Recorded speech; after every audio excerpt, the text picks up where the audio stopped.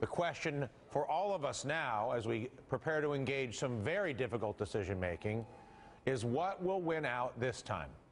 Real, transparent problem-solving, or partisan politics that result in finger-pointing, generational warfare, and broken solutions? Joining us now with his first reaction to today's draft proposal, the fiery deficit hawk himself, hailing from Texas, Republican Ron Paul. Dr. Paul, what do you think? Well, I'm always hopeful, but I'm very doubtful. I don't think much will come of this. I think they will fight over it. I mean, they're talking about cutting some military spending, which I'm all for. Matter of fact, I wrote a letter along with some others to recommend this, and they've at least addressed the matter, and they talked about bringing a third of our troops that are stationed overseas. But they're liable to put them into Afghanistan. So I don't think these are real cuts. I just think they're dealing with this in an incorrect fashion. It's not strictly a budgetary problem. It's a philosophic problem, a philosophy of government. As long as we're going to be the policemen of the world, and as long as we pretend we're going to run a welfare state from cradle to grave, it's not going to work. And these figures, how can you rely on these figures? How do they know what the revenue will be? They don't even know what the employment rate will be in a couple years. So I'm not all that hopeful. They're not going to start anything until 2012. They're talking of a total $200 billion cut by 2015. I mean, what does that mean? Last year, the national debt went up $1.6 trillion. Yeah. So I'm skeptical, but I'm for all the cuts they have there. I don't think I would vote against any cuts that they have suggested. If you were to be able to set the North Star, however, for a conversation about not just the deficit, because the deficit obviously is symptomatic of a philosophical operating system in this country, not just at the federal government, but in the state government and all the rest of it, and for that matter, a financial system, a bond market that indulges the politicians' behavior. Where would you begin the process of correcting it if you think this is philosophically misguided? Well, I would say that we should have a new foreign policy and bring all our troops home and defend our country and not police the world. And I would wean ourselves off of the welfare state. But I think there's one law that you could pass that would bring both of those issues to a halt, and that is prevent the Fed from monetizing debt.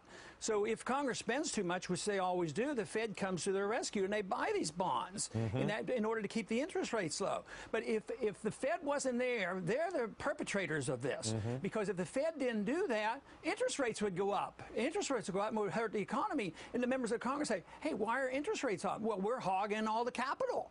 And they would have to quit. But that system is so ingrained, and that would be an overwhelming task. Not very many people would entertain that thought.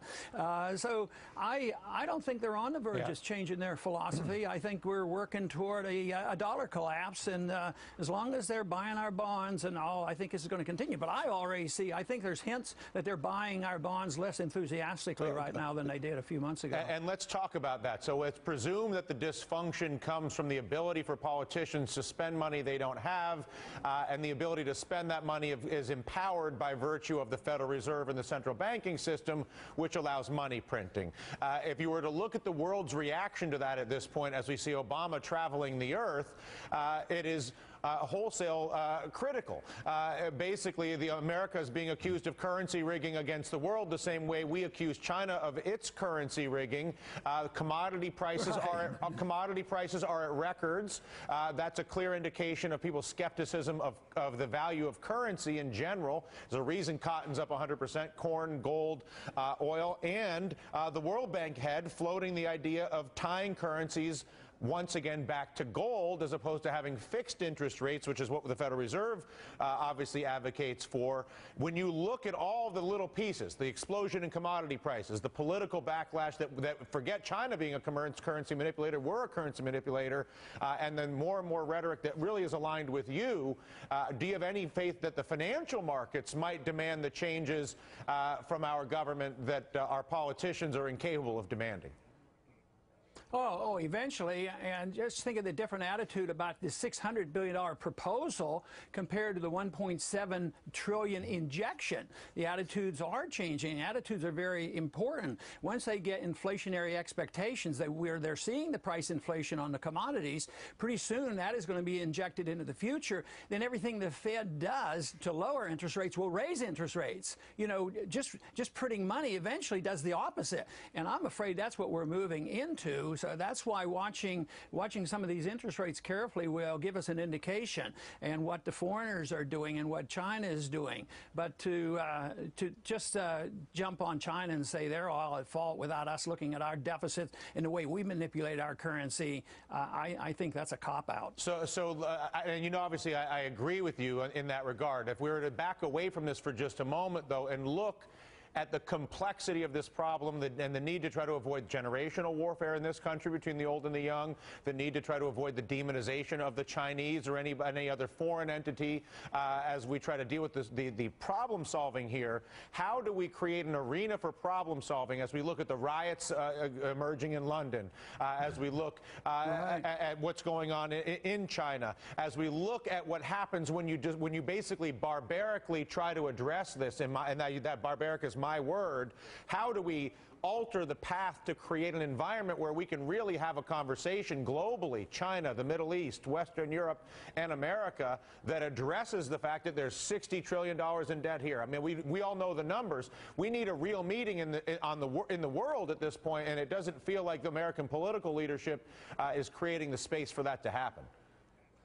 That's right, and that's where our responsibility is. The Congress is, they have a responsibility for that, and that's what they should be doing. Now, another suggestion that could work if they wanted to, because, you know, conservatives are going to argue you don't cut a nickel out of military. I say that's not defense, that's military, and we should look at it.